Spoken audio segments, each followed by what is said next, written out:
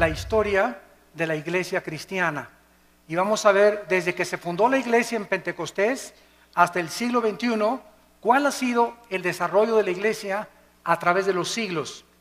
Yo no voy a hablar solamente en contra de esta religión o en contra de aquella religión, voy a exponer simplemente lo que la historia dice acerca de la iglesia cristiana, lo que pueden encontrar ustedes en cualquier libro, en la Enciclopedia Británica, metiéndose a cualquier página del Vaticano o del protestantismo, ¿verdad? O del hinduismo, etcétera, etcétera. Pero es importante que ustedes como cristianos sepan y conozcan la historia de la iglesia cristiana. Muy bien, la iglesia cristiana, a la cual llamamos cristiana ahorita en el siglo XX, no es una religión. Vamos a partir de esta base. El cristianismo no es una religión. Religiones son el hinduismo, el budismo, el catolicismo romano, etcétera, etcétera. El cristianismo no es una religión, es una relación personal, viva y dinámica con un hombre. Tú puedes ser católico y no ser cristiano. Puedes ser protestante y no ser cristiano. Puedes ser mormón y no ser cristiano. Puedes ser testigo de Jehová y no ser cristiano. ¿Por qué? Porque la religión no te da el cristianismo, te lo da la persona de Jesús viviendo en tu vida. Entonces, el que tiene al Hijo, 1 Juan capítulo 5, tiene la vida. Pero si tú tienes una simple religión y no tienes a Jesucristo, ni tienes una relación con Él a través de la Biblia, tu cristianismo es una mera religión que te persinas, sacas tu estampita de Tadeo, te echas tu agua bendita y te vas a tu casa y de lunes a sábado eres el anticristo. Entonces, el cristianismo es una persona que ha reconocido sus pecados delante de Dios, que reconoce que Cristo en una cruz pagó por ellos, que nunca hubiéramos podido pagar nosotros por nuestros pecados, que le invitamos a nuestra vida y de ahí en adelante comenzamos a caminar y a seguirlo todos los días a través de la Biblia. Jesús dijo: escudriñen las Escrituras porque ellas dan testimonio de mí. Cualquier persona que me diga que es cristiana y no lee la Biblia, no la medita, ni la estudie, su cristianismo es religioso. Pero no eres un hijo de Dios ni una hija de Dios. La iglesia cristiana tuvo sus raíces en el judaísmo. El Señor Jesucristo fue judío. Los primeros apóstoles fueron judíos. Las primeras iglesias fueron judías. Así como también en el antiguo pacto, lo que usaron los apóstoles, los que escribieron el Nuevo Testamento, todos ellos fueron instruidos en el Antiguo Testamento o en la Torá. Así que tenemos que las raíces del cristianismo se encuentran en el judaísmo.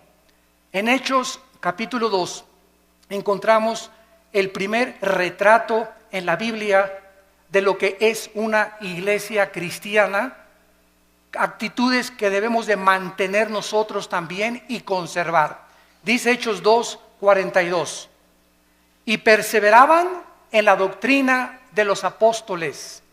O sea, los primeros cristianos del siglo I eran discípulos, no eran del domingo nada más, sino que entre semana tomaban estudios con los apóstoles, venían al diplomado, tomaban estudios entre semana, no eran personas de domingo nada más. Los cristianos de domingo nada más son los religiosos, pero no los cristianos. Los cristianos no se conforman con una palabra de Dios el domingo, anhelan, aman, tienen un hambre por la verdad, tienen una pasión que Dios ha encendido en sus corazones como un fuego inextinguible por conocer a Dios. Y si tú no tienes ese fuego que arde dentro de tu vida por conocer a Dios y conocer la verdad, estás muy lejos de llamarte cristiano. Dice la Biblia a continuación que también en la comunión unos con otros, se juntaban unos con otros, comían unos con otros, cenaban unos con otros. Si tú eres cristiano, tus mejores amigos son cristianos. Si tú eres cristiano y tus mejores amigos no son cristianos, no eres cristiano. No significa que no les vas a hablar, pero el cristiano comienza a buscar amistades cristianas que te ayuden a crecer, te identificas con ellos, porque qué comunión hay entre la luz y las tinieblas.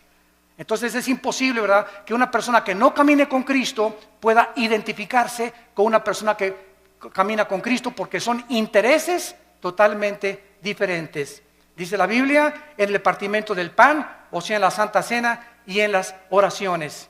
Estas características eran importantes porque después de que se formó la iglesia, vino la persecución. El mundo dio a Cristo, el mundo crucificó a Cristo, el mundo también tendría que perseguir a los que siguieran a Cristo. Y no ha cambiado las cosas desde hace 20 siglos. Dice la Biblia en el capítulo 7 de los Hechos, versículo 54 al 60.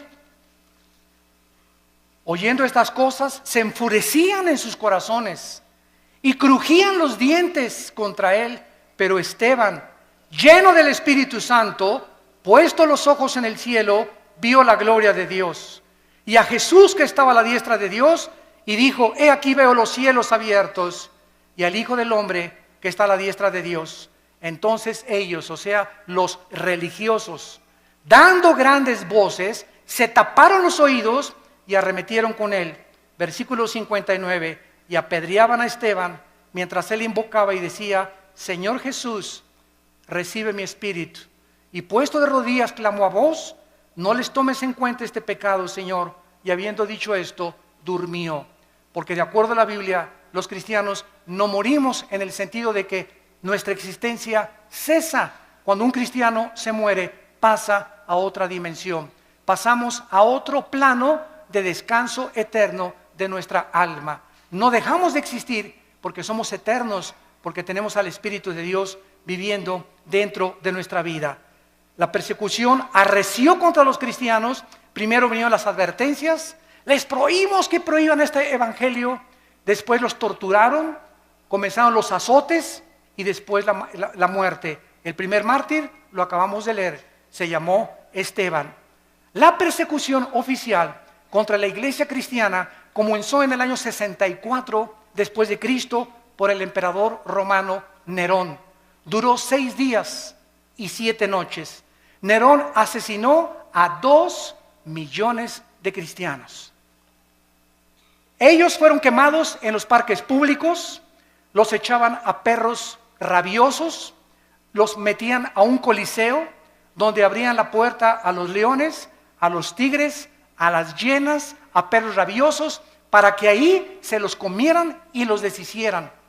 Y desde ahí en el Coliseo romano, los cristianos, cuando Nerón estaba desde su trono mirando todo, les gritaba: ¿por qué ustedes no me reconocen que yo soy Dios? Y decían los cristianos: solo hay un Dios, el Dios y Padre de nuestro Señor Jesucristo. Y los cristianos del siglo I veían cómo venía el león y le arrancaba a su hijo de 5 años la cabeza enfrente de ellos. ¿Qué harías tú? Y venía el tigre y despedazaba a tu esposa. Y después venían contra ti las fieras. ¿Saben una cosa? Estaban tan llenos del Espíritu Santo que ellos sabían: ok, llegue y le arranca el león la cabeza a mi hijo. ¿Cuánto va a sufrir mi hijo? 30 segundos máximo. ¿Cuánto sufrimos cuando llega el león y nos clava aquí sus dientes en la yugular y comenzamos a desangrarnos? 45 segundos. Pero después de 30, 45 segundos, Cristo estaría esperándolos en la gloria. Cristo estaba esperándolos.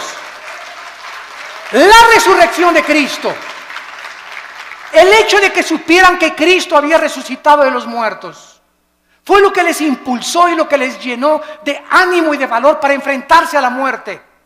Y dice en Apocalipsis 12 que le hemos vencido porque menospreciamos nuestras vidas hasta la muerte. Para el cristiano el morir es Cristo y el morir es ganancia. Podemos vivir para Cristo, pero cuando morimos, ¿qué es lo máximo que nos puede pasar? Nos está esperando la gloria por causa de que hemos sido fieles a Dios.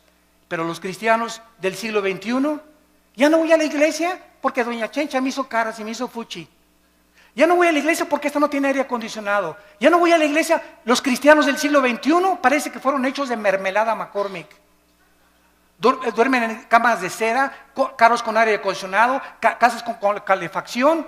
Y ahora, como lo vamos a ver más adelante, ahora hasta los predicadores del siglo XX piden ya hospedarse en hoteles 5 estrellas, a que los reciba una limusina en el aeropuerto y que les den $500 la noche. Y los cristianos del siglo I El ejemplo que nos dejaron Pablo en caballo, en azotes, en persecuciones, en trampas. Vean la Biblia, estos eran los cristianos que marcaron y pavimentaron el camino para la iglesia que somos nosotros. Pero nos hemos tan mal acostumbrado, estamos tan consentidos los cristianos del siglo XXI que ya se nos ha olvidado que no solamente fuimos llamados a creer en Cristo, sino que fuimos llamados a sufrir por Cristo también. Dice la Biblia que después de la persecución fueron esparcidos por todos lados y el evangelio comenzó a expandirse a Europa, a África del Norte y al Medio Oriente. Después se murieron los apóstoles y surgieron los padres de la iglesia, que se llamó los padres apostólicos en el siglo II y III después de Cristo. Se caracterizaron por comenzar a ser discípulos. Los apologistas defendieron la fe, los polemistas defendieron las herejías y los teólogos estudiaban la teología para acabar con las herejías que estaban entrando al cristianismo. Ahorita en el cristianismo, en el siglo XXI, yo que estoy viajando por todo el mundo ahora, me doy cuenta la condición tan patética, tan lastimera y tan triste en la que viven la mayoría de los cristianos. Se comen todo, lo creen todo, hemos llegado a abandonar la Biblia. Si un predicador es famoso le creen, pero ya no estudian la Biblia y ya no hay defensores de la fe, ni personas que tengan el celo de Dios de poder defender la palabra con su propia vida. Vino entonces después la famosa conversión en el año 337 después de Cristo de un emperador que se llamó Constantino. Escuchen, pasaron 3 siglos y no había papas. Pasaron 350 años sin tal cosa como que Pedro fue el primer papa. Si Pedro fue el primer papa, por favor, Virgen de los Remedios, ¿quién fue el segundo papa? ¿Quién fue el tercer papa? Pasaron 350 años sin que hubiera tal papado. El emperador Constantino nombró al obispo de Alejandría y de Constantinopla pontífice.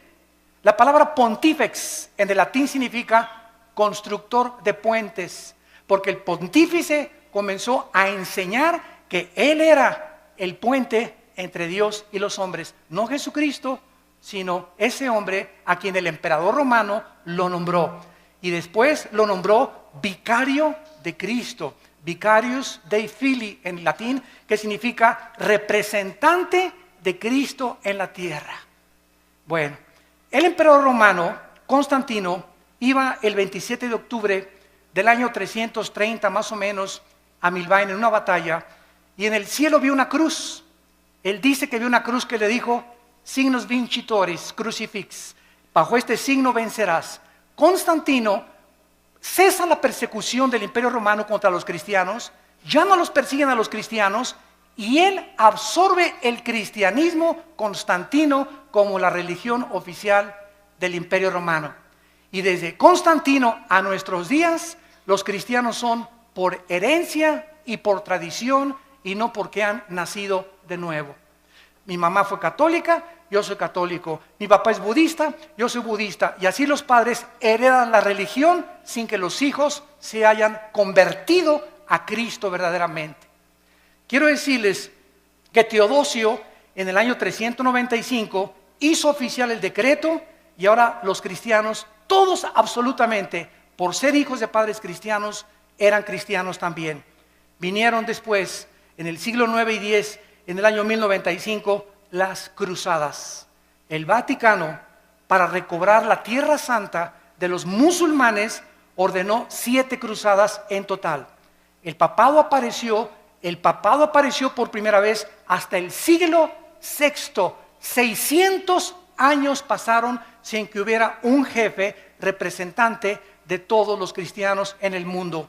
Alcanzó su cenit el papado en el siglo XIII y desde entonces hasta el siglo XVIII ha comenzado a menguar la influencia de Roma sobre el pueblo. La palabra papa significa pater en el latín, que fue aplicada a los padres de la iglesia. En el año 500 después de Cristo comenzó a limitarse al obispo de Roma nada más y después se convirtió en el papa o en el jefe de todo el sacro imperio romano. Durante 500 años, repito, no hubo papas. El primer papa, apúntalo, fue Gregorio I. El primer papa funcionando desde el Vaticano en el año 590 después de Cristo fue Gregorio I. Cuando el papa asumió el Vaticano, cerraron la Biblia y se hizo un decreto que nadie podía leer la Biblia. Le pusieron un candado a las escrituras más que con el permiso del Vaticano. Muy bien, cerraron la Biblia y entonces los hombres comenzaron a introducir al cristianismo más de 30 herejías. Permítanme leerles algunas de ellas. En el año 375 después de Cristo comienzan a decir el obispo que a los santos son intercesores de nosotros. En el año 450 se establece el celibato sacerdotal, que un hombre para servir a Dios no necesita estar casado, necesita estar soltero para servir a Dios.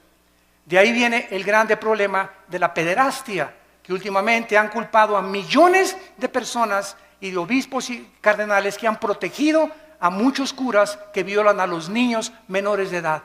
¿Por qué? Porque los pobres sacerdotes, ¿verdad?, les prohíben casarse y ahorita se calcula que el 80% de los sacerdotes en el mundo tienen una esposa. A escondidas, de luego, debajo de la cama la tienen ahí guardada. Y la mayoría de ellos tienen hijos también, porque el Vaticano no ha querido entender que la Biblia en 1 Timoteo capítulo 3 la Biblia ordena que los hombres de Dios es mejor que estén casados. Entonces ese fue un invento que se lo sacaron de la manga, el celibato sacerdotal.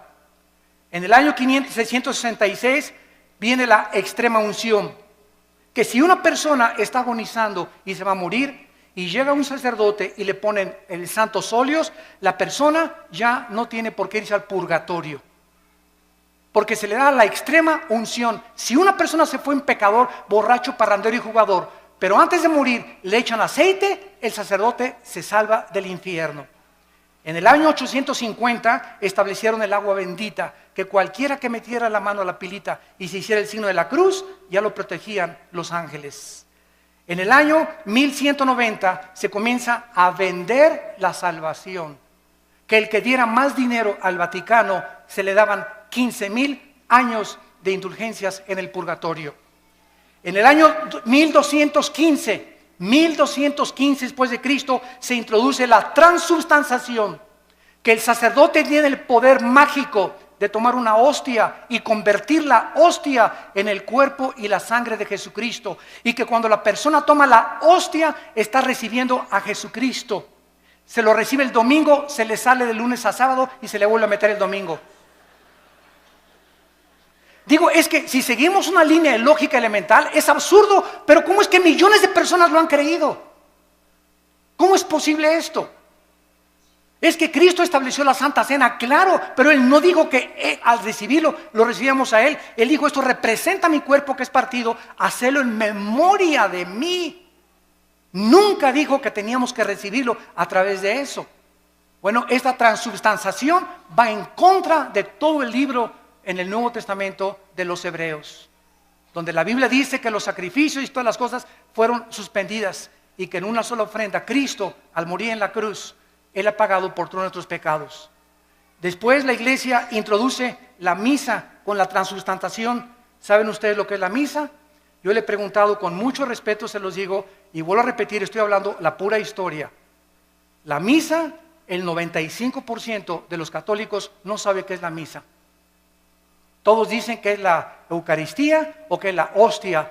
De acuerdo al Segundo Concilio de Trento, apúntalo, el Segundo Concilio de Trento estableció la misa es la repetición del sacrificio de Cristo por los vivos y por los muertos.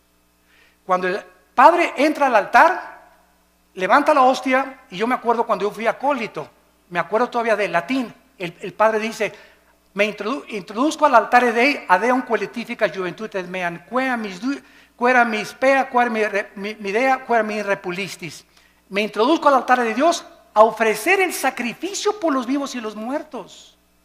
En otras palabras, lo que Cristo hizo en la cruz, se lo brincan. y están matando a Cristo, volviendo a repetir el sacrificio de Cristo por los vivos y por los muertos. Esto es lo que es la misa.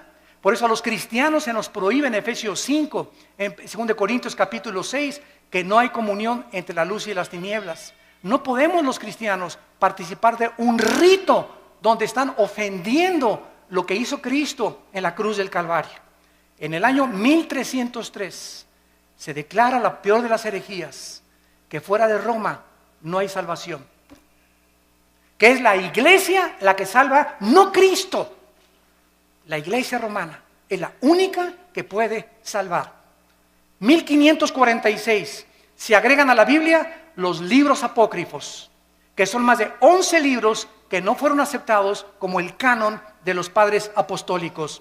En 1860 se declara la infalibilidad papal. ¿Qué significa? Que el Papa no puede cometer errores al hablar ni al dar una encíclica. Lo que el Papa dice es Dios hablando.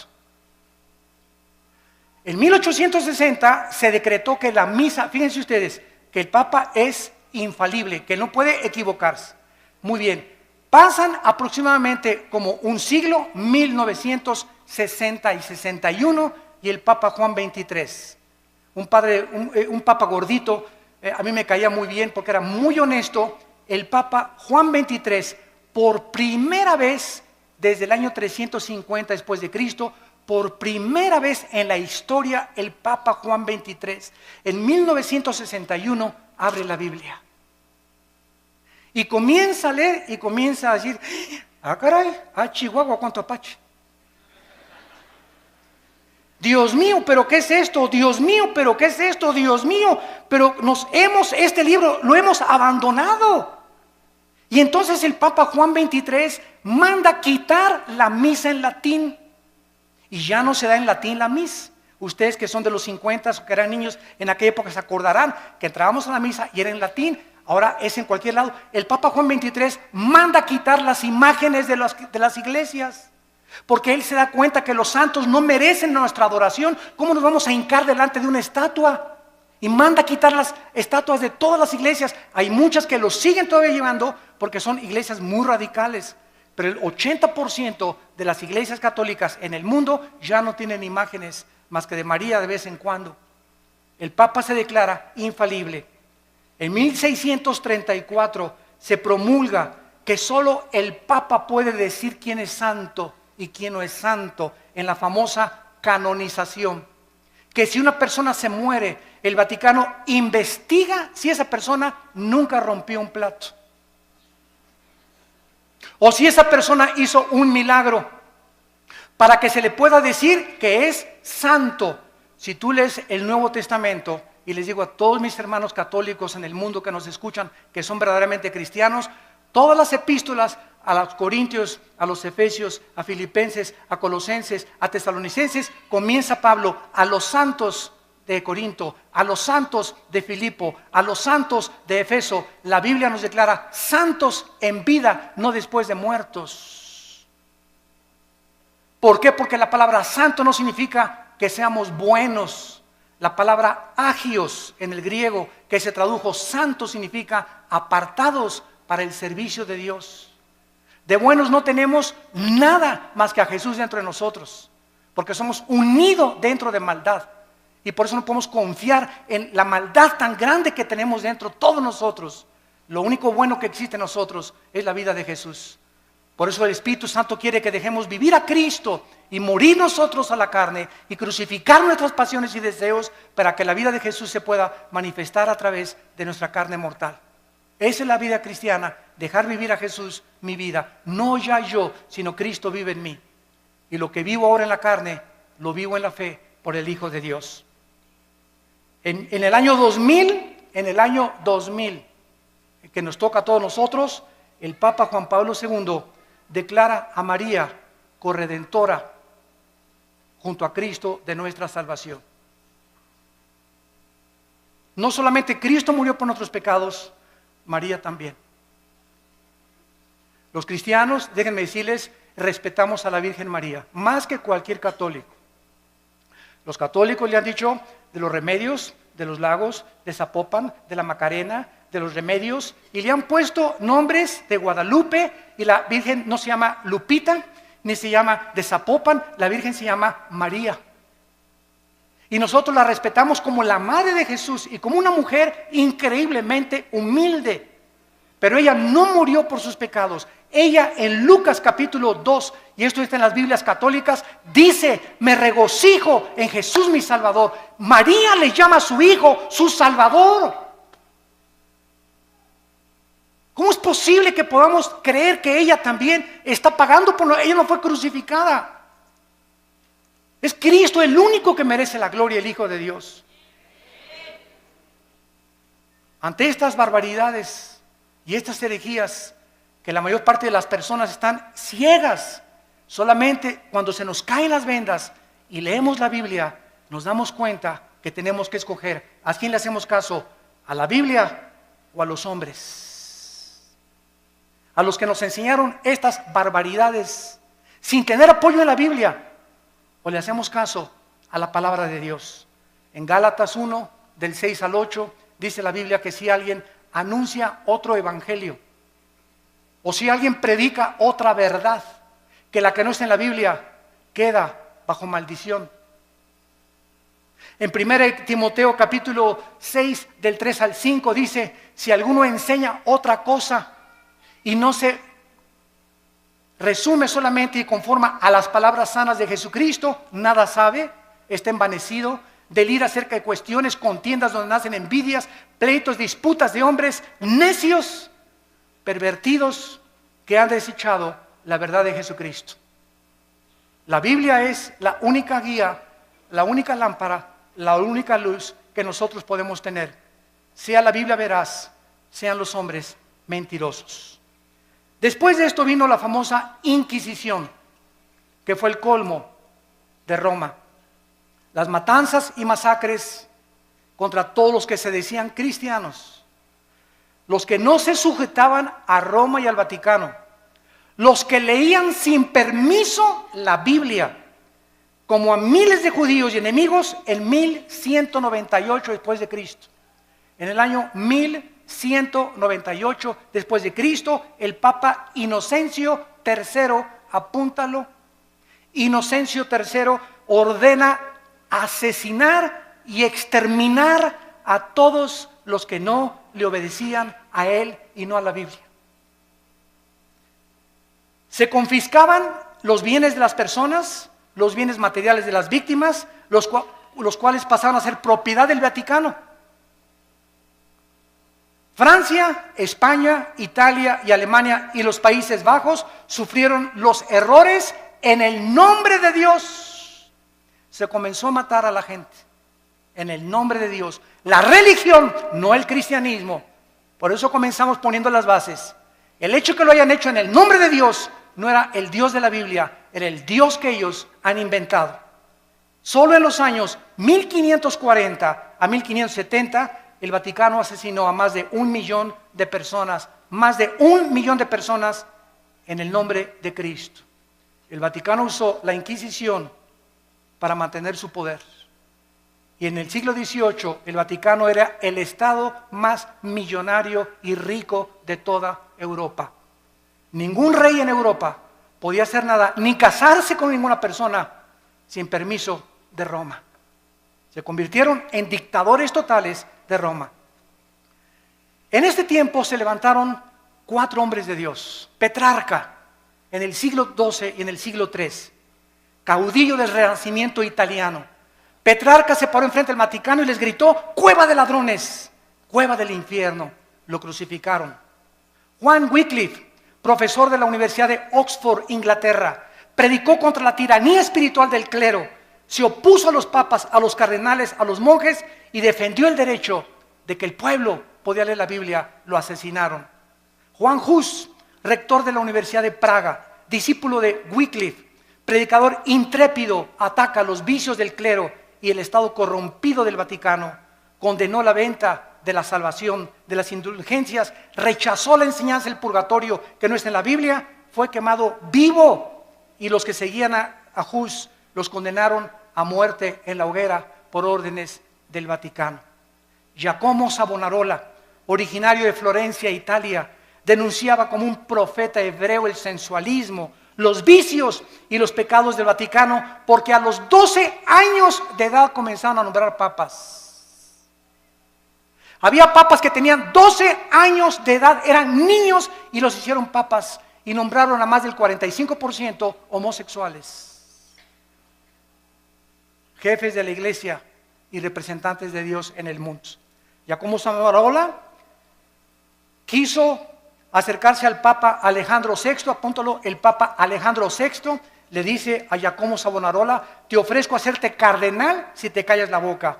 Él dijo: no me callo. Lo ahorcaron y lo quemaron en la Plaza Mayor de Florencia, 19 años antes que Martín Lutero publicara sus 95 tesis en la Catedral de Wittenberg, Alemania.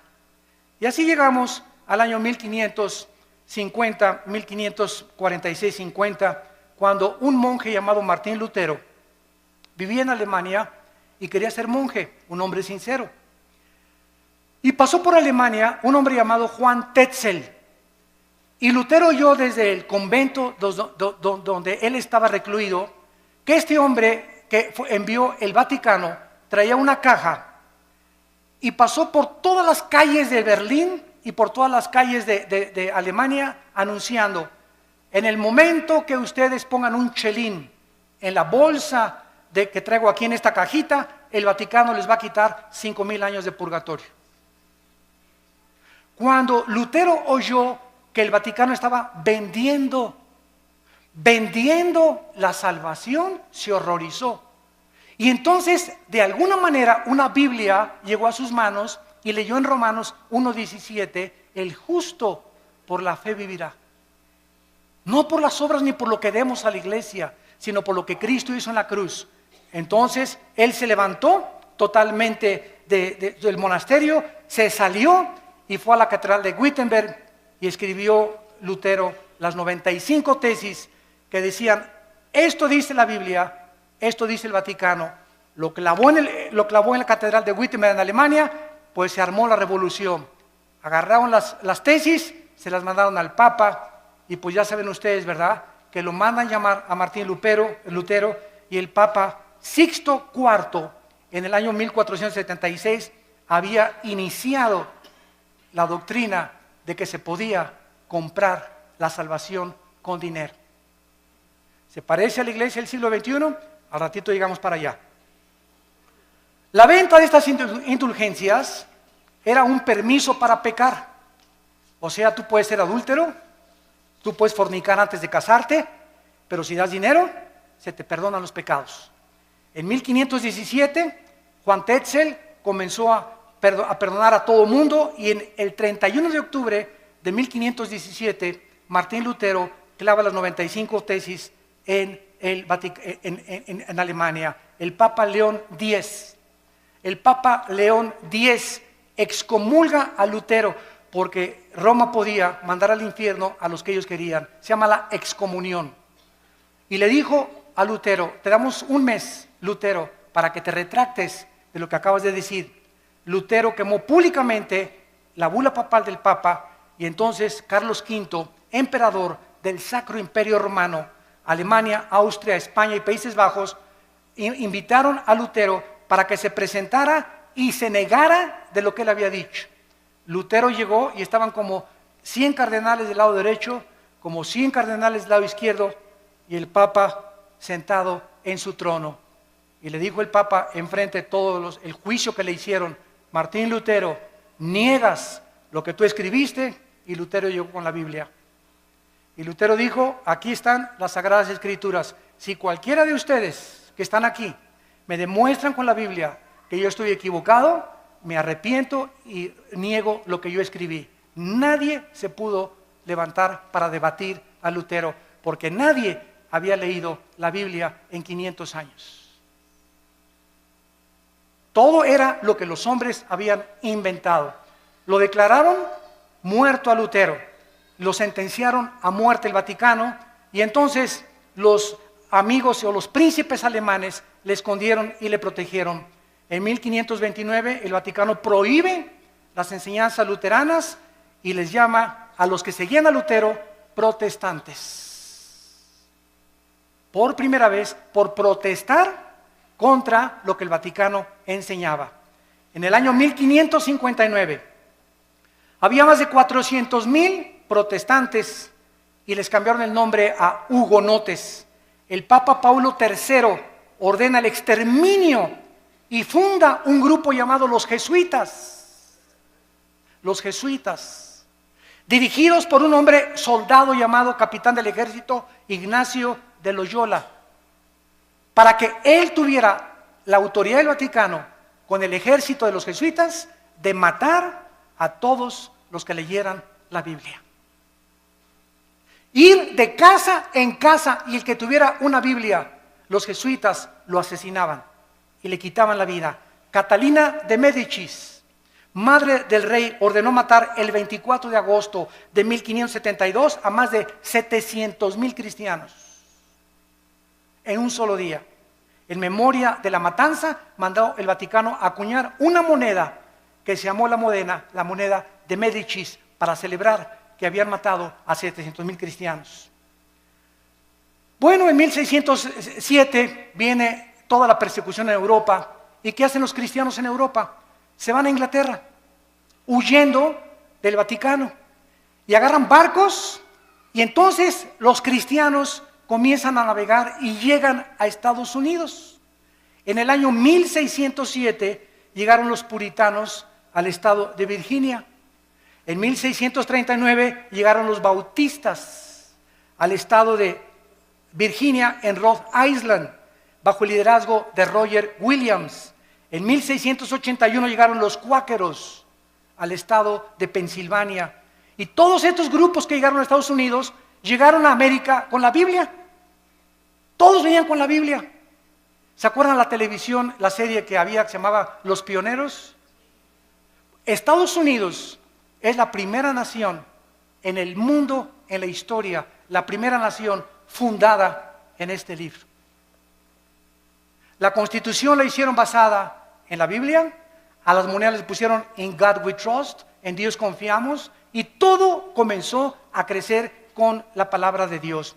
Después vinieron las misiones y tenemos las vidas como David Livingstone, Hudson Taylor, que se fueron a la China a evangelizar a los chinos, a Guillermo Carey a la India, Morrison, Moffat, todos estos hombres que dejaron el confort de sus vidas y se fueron a predicar el evangelio al mundo entero. Y entonces llegamos al siglo XIX, o el siglo, finales del siglo XIX, principio del siglo XX, cuando comienza la apostasía de las iglesias protestantes o cristianas, como les llamamos ahora, evangélicas. A mediados del siglo XIX, escúcheme con cuidado, todas las principales universidades norteamericanas, escuchen, Harvard, Princeton y Yale, fueron fundadas por pastores. Las más grandes universidades del mundo ahorita, Princeton, Yale y Harvard, fueron fundadas por pastores con principios de la Biblia. Pero ¿qué sucedió? Que comenzaron a mandar a los estudiantes a Europa. Y en Europa en el siglo XX comenzó el racionalismo francés y el ateísmo alemán, donde Jacques Rousseau y todos los grandes ateos del siglo XX comenzaron a atacar la Biblia, y los cristianos que venían de Europa, estudiantes que llegaron a enseñar en los seminarios teológicos norteamericanos, comenzaron a introducir todas las herejías del racionalismo filosófico europeo, y comenzó a leudarse poco a poco las iglesias protestantes o las iglesias evangélicas. Quiero nombrarles a ustedes las 8 verdades fundamentales del cristianismo, los 8 pilares sobre los cuales debe estar edificada una iglesia o una persona que es cristiana. Número 1, la inspiración de la Biblia como la única regla de fe y conducta. Solo la Biblia es nuestra regla de fe y conducta, no la Biblia más los sacramentos, la Biblia más la perla de gran precio, como los mormones, la Biblia más doctrinas y convenios de los mormones, la Biblia más las enseñanzas de la atalaya como los testigos de Jehová. Todas las sectas se caracterizan por la Biblia más otra cosa. El cristiano es solo la Escritura, solo la Biblia, solo la fe. En segundo lugar, el nacimiento virginal de Cristo. Cristo nació virginalmente mediante una virgen llamada María. Número 3, la deidad de Cristo. Cristo tenía dos naturalezas, la naturaleza humana, que fue la que murió en la cruz, y tenía la naturaleza divina. Jesús dijo, el que me ha visto a mí, ha visto al Padre. Número 4, la doctrina de la Trinidad. El Padre, el Hijo y el Espíritu Santo son la misma esencia, manifestado en tres diferentes personas. Número 5, la resurrección de Jesucristo corporal. Los testigos de Jehová enseñan que resucitó en gases. Nosotros decimos, la Biblia dice que resucitó físicamente. Número 6, la salvación por gracia sin las obras de la ley. Ahora hay una doctrina en el cristianismo que se llama que se puede perder la salvación. Cuando una persona me dice, ahora que estuvimos mi hermano y yo en un país de Sudamérica, teníamos ahí como 500 pastores y todos me preguntaron, hermano Alducin, ¿se pierde la salvación? Y yo les dije lo siguiente, es tan fácil como esto. Roma dice, la salvación más los sacramentos igual a la salvación. O sea, es por gracia, pero también las obras te dan la salvación. Esa doctrina entró a nuestras iglesias. Y ahora los que dicen que se pierde la salvación, dicen esto, no, yo acepto que Cristo me salvó por gracia, pero me tengo que portar bien y ya no tengo que pecar para poder entrar al cielo. O sea, están agregándole méritos a la obra de Cristo. Hay 5 pasajes en el Nuevo Testamento que implican o que parecen enseñar que se pierde la salvación. Como Apocalipsis 3:5, el que no venciere será borrado del libro de la vida. A ver, hermano, aquí dice que será borrado el libro de la vida. Le digo, mira, léelo con cuidado, por eso tenemos que estudiar la Biblia. ¿Quiénes va a borrar del libro de la vida? Los que no son vencedores. Ah, pues sí, ¿verdad? ¿Y quiénes son los vencedores? 1 Juan 5, 4 y 5, los que somos hijos de Dios. Entonces, claro que los somos hijos de Dios, nunca van a ser borrados del libro de la vida. Ah, pues chino, chavieso. Y así comenzamos a ver que cada pasaje que usan para disque enseñar que se pierde la salvación, lo sacan fuera del contexto y hacen un pretexto de la palabra de Dios. Número 7, la redención es por la sangre de Cristo, no por la misa ni por ninguna otra cosa. Y número 8, necesitamos nacer de nuevo. El ser humano necesita ser regenerado para entrar al reino de Dios. Muy bien, y terminamos con lo que es la apostasía de la iglesia en el siglo XXI. Abróchense el cinturón. Ahora voy a hablar lo que está pasando en las iglesias cristianas y que necesitamos nosotros los predicadores pasarle la estafeta a nuestros jóvenes, a la segunda generación, y volver a enseñarles a que regresemos a la Biblia otra vez, porque los cristianos del siglo XXI estamos abandonando la Biblia. Y si estamos criticando a Roma que vende la salvación, yo conozco iglesias cristianas que venden la salvación. Ya no tenemos por qué jactarnos ni presumir que somos mejor que el Vaticano. Por eso les dije, les voy a hablar la verdad. Yo conozco iglesias que venden la salvación y predicadores en la televisión que te venden la salvación. Si tú les mandas $50. En 1960-70 comenzó un cura católico en Centroamérica llamado Camilo Torres. Yo admiro a este hombre. Él era sacerdote católico. Él no conocía la Biblia, pero él estaba harto de la pobreza. Y que él no podía cambiar con lo que Roma le decía la vida de toda la gente pobre en Centroamérica, Guatemala, Honduras, etcétera, etcétera. Entonces Camilo Torres, ¿saben lo que hizo? Agarró una AK-47 y formaron grupos armados para poder comenzar a usar el comunismo y a través de la liberación de los estados opresores dictatoriales, quitar la pobreza a la gente. Esto se llamó la teología de la liberación, que fue una mezcla de cristianismo con el comunismo. Y él era un hombre sincero, Camilo Torres. Después encontramos que pasó el tiempo Y el cristianismo se comenzó a mezclar con el misticismo de los hindúes y de las filosofías orientales.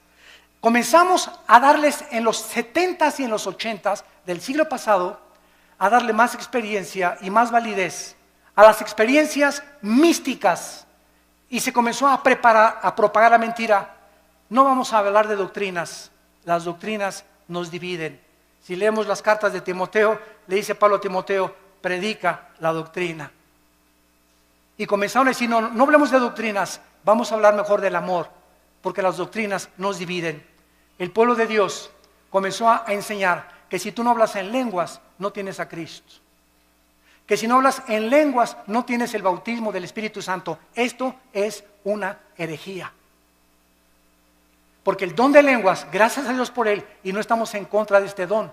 Gracias a Dios los que ustedes tienen ese don. Pero enseñar que si no lo tienes, no tienes al Espíritu Santo, es una herejía. Porque toda la historia de la iglesia, los más grandes hombres de Dios del siglo pasado y del siglo XXI, ninguno nunca ha hablado en lenguas. Entonces no eran cristianos de acuerdo a esta enseñanza. Se comenzó a propagar la risa santa. Y comenzó a decir que era de Dios. Risa santa le llamaron. Y se comenzaron a tirar al suelo, muertos de la risa. Y comenzaron a filmarlos todos los enemigos del evangelio. Y comenzaron ya en el suelo a ladrar como perros. Comenzaron a ladrar como animales. Después vino el vómito santo. Es santo.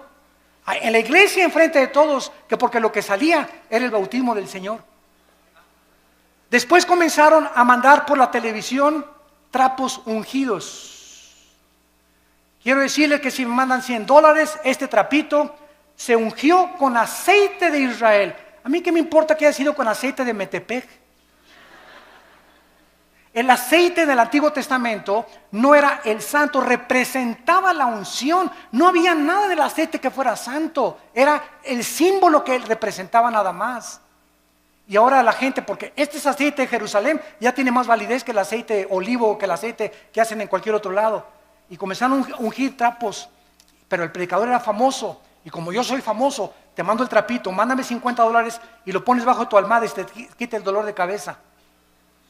O te va a proteger de los demonios. O si me mandas $100, alejaré las maldiciones de tu casa. O si haces un pacto conmigo, tu hijo se va a aliviar y tu esposo va a regresar que te abandonó. Todas estas son herejías, son blasfemias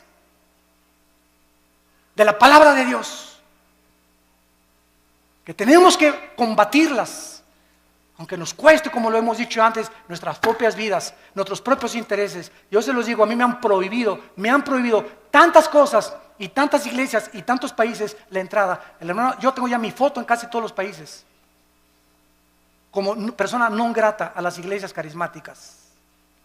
Porque tienen miedo de que hablemos la verdad, por las barbaridades en las que se han metido. También se ha comenzado a enseñar, aparte de las lenguas, la risa santa, el vómito santo, contorsiones, y comenzaron las apariciones hace 10 años, que estaba cayendo del cielo oro y piedras preciosas. Polvito santo del cielo, está cayendo oro. Hermano, míreme las manos, es diamantina, menso.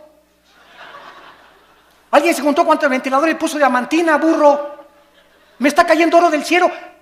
¿Quién puede imaginarse que Dios le va a mandarnos oro del cielo? Dice Proverbios, busque la sabiduría más que las piedras preciosas. Increíble. Dios me parchó la muela y tengo ya un tapón de oro, hermano. A Dios te pone una muela nueva, menso. No te pone un parche ni te la tapa. Dios hace las cosas nuevas totalmente. Todas estas cosas han entrado a la iglesia y el pueblo las ha aceptado por no conocer la palabra de Dios. Y luego también en las reuniones, y voy a iglesias y yo les digo a mis pastores, denle un zape en la cabeza atrás de esa persona. Es que estoy bajo la influencia del Espíritu Santo. Espérame tantito, de 1 Corintios 14, el espíritu del profeta está sujeto al profeta. Entonces, no hay tal cosa como que alguien pierde el control y comienza como alambre eléctrico así en la cabeza, ¿verdad? Que lo lleven al manicure. Que venga el psiquiátrico por él. Pero esa persona no tiene el Espíritu Santo y está solamente haciéndose ese panchote que está haciendo la iglesia para que la iglesia vea que el hermano tiene el Espíritu Santo. ¿Qué le interesa al Espíritu Santo que das como alambre eléctrico? En 1 Corintios 14 dice la Biblia, hermanos, dice Pablo, les suplico que en la iglesia no hablen en lenguas. Y si alguno quiere hablar en lenguas en la iglesia, que sea 1, 2 o 3 por turno, nunca todos al mismo tiempo. Y además que uno interprete. Y si no hay intérprete, cállate y habla en chino mejor. Pero llegaban a las iglesias y todos, pero todos estaban llenos del Espíritu Santo. Hermanos, un cántico nuevo. Y comenzaron todos. ¿Cuál cántico nuevo? Ni que 8 cuartos. ¿Cuál cántico nuevo? El cántico nuevo en los salmos es algo que sale de Dios, inspirado con nuestra mente de por medio. Nunca caemos en el misticismo oriental, que pierdo el contacto con la realidad y me tomo un espíritu y me comienzo a hacer así, o comienzo a dar cosas que eso no son cosas de la palabra de Dios. Todo este misticismo entró a la iglesia y hemos llegado a la brujería. He visto programas de televisión donde un pastor agarra un bote de agua y dice que lo convierte en la sangre de Cristo. Y voltea el bote de agua, ¿verdad? Y se voltea por atrás y le echa de esa cosa, ¿cómo se llama? El polvo con el que hace ¿cómo? Kool-Aid. ¿Lo pueden creer? Otra señora en la televisión hace poco pasó y dijo, fórmense aquí los de $1,000. Y aquí los de $500. Y agarró un billete y lo pegó aquí en el oído. El dinero habla. Ahora aquí los de $1,000 y aquí los de 500. Y se ve en el video, lo pueden ustedes ver. Se ve en el video, pasa una señora con unas alhajitas. Y esta predicadora es mujer. Agarra las palajitas y le dice, no, esto no vale $100, vete. Cuando la Biblia dice, cada quien dé como propuso en su corazón. ¿Cómo puede alguien atreverse a decir que es predicadora o que es profeta? Cuando ella tiene que decirles, si te das de 1,000 o te das de 500, que no sea menos de 500 ni menos de 1,000. Los de 1,000 aquí y los de 500 acá. Los de 1,000, denme su libro, porque van a ser mis discípulos preferidos. A eso está llegando la iglesia cristiana. Y todos están como mensos, creyéndose todo, comiéndose todo. Y ya no hay discernimiento absolutamente de la palabra de Dios. Y ahora viene también la teología de la prosperidad. Virgen de la Macarena. Se enseña que Dios quiere que todos seamos ricos, que si tú mandas una ofrenda te vas a hacer rico o te vas a tener la prosperidad económica.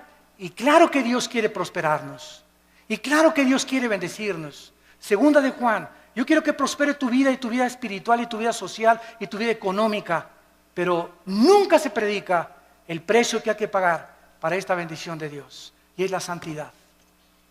No es mandar para que Dios me dé. Comenzamos a vender y comenzamos a hacer negocio con Dios.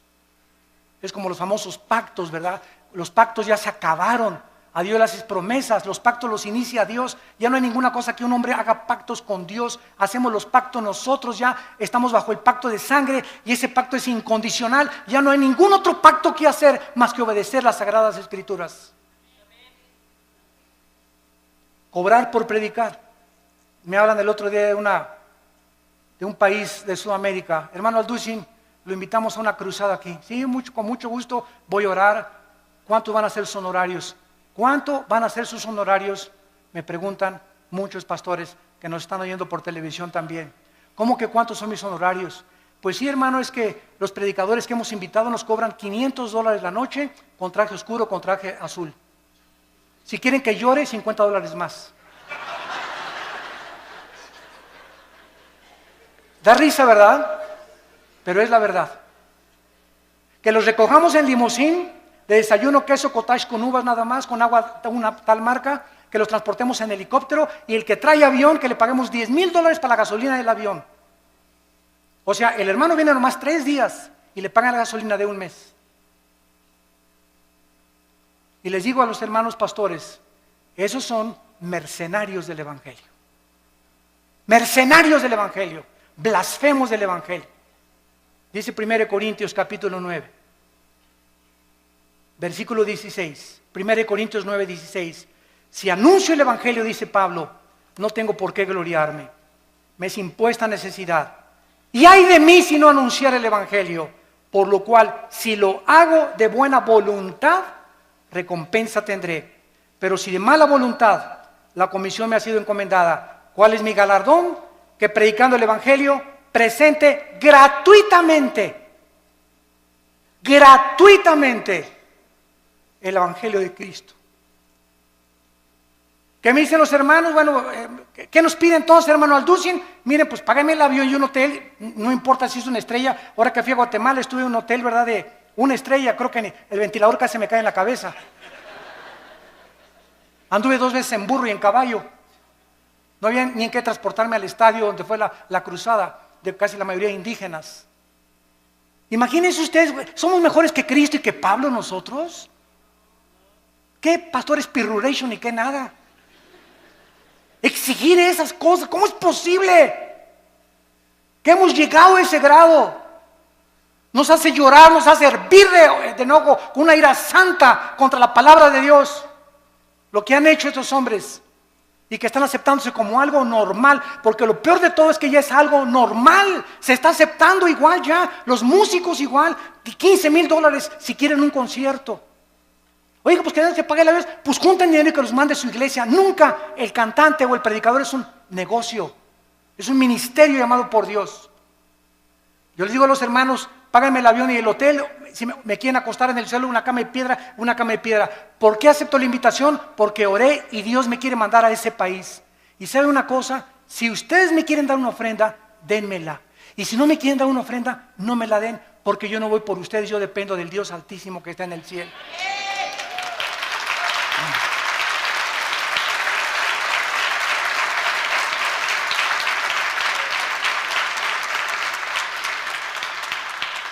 Recuerdo una vez regresando de una iglesia del centro de la República Mexicana, hace muchos años, venía con mi hijo Alan que estaba chiquito, tuve 8 días predicando en una cruzada, en una ciudad, me reservo el nombre, y también los hermanos no me dieron ni para la gasolina, tenía una combi vieja en aquel tiempo. Cuando pasábamos, Alan y yo tuvimos que empeñar nuestros zapatos que traíamos y el reloj que traía para pagar la caseta y regresar a casa. No me dieron ni para la gasolina y los bendije y no guardé rencor contra ellos. A los 3 días me llegó un cheque por el triple de lo que me hubieran querido dar. Nuestra provisión. ¿De dónde viene nuestro socorro? ¿De dónde? Acuérdate de eso. Acuérdense de eso, predicadores que me están escuchando. Nuestro socorro viene de arriba, no de los hombres, ni el aplauso de los hombres también.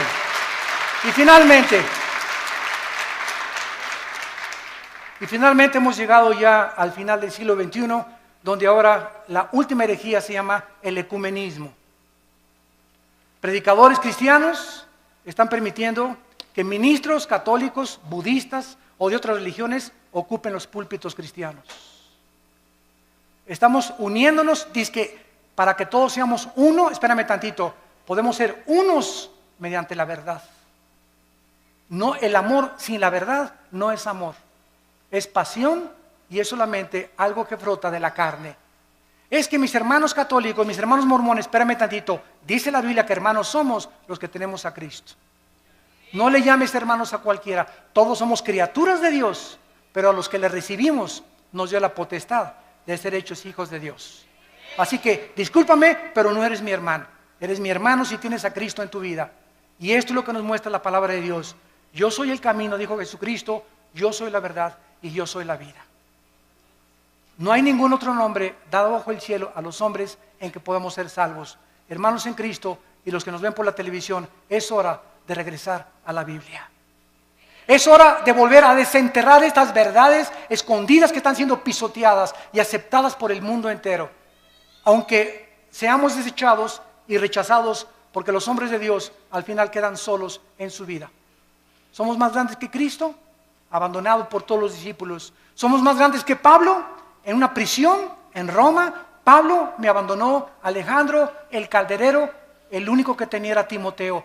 ¿Dónde están todos los que sané, dijo Cristo en la cruz? ¿Dónde están todos los demonios que le saqué a las personas? ¿Dónde están todas las personas que multipliqué el pan y les alimenté? Cristo murió solo en la cruz. ¿Somos mejores que Él? ¿Y por qué buscamos entonces la grandeza, el reconocimiento y el aplauso de los hombres o una posición de autoridad en la iglesia. No busques grandezas, dice el profeta Jeremías. Busca a Jesucristo con todo tu corazón, con todas tus fuerzas y con toda tu alma, porque es el más grande mandamiento de todos. Oremos. Padre, te damos gracias por estas verdades de tu santa palabra. Levanta una generación nueva, Señor. Hombres inflamados con la pasión del Espíritu Santo. Que contendamos ardientemente por la fe que nos ha sido dada una vez, nada más. Pero ustedes, amados, tengan memoria de las palabras que antes fueron dichas por los apóstoles de nuestro Señor Jesucristo. Que en los últimos tiempos vendrían burladores, andando según sus malvados deseos. Padres abandonando a sus hijos, madres abandonando a sus hijos, jóvenes dándole rienda suelta a sus pasiones sexuales, divorcios, pederastia y depravación moral. Estos son los que causan divisiones, los sensuales que no tienen al Espíritu. Pero ustedes, amados, edifíquense sobre vuestra santísima fe, orando en el Espíritu Santo. Consérvense en el amor de Dios. Esperemos la misericordia de nuestro Señor Jesucristo para vida eterna. Algunos que dudan, convéncenlos. A otros, sálvenlos arrebatándolos del fuego. Y de otros, tengan misericordia, porque aún su ropa está contaminada por tanto pecado. Y aquel que es poderoso para guardarlos sin caída y presentarlos sin mancha delante de su gloria con gran alegría, al único y sabio Dios, nuestro Salvador, sea gloria y majestad, imperio y potencia, ahora y por todos los siglos. Amén.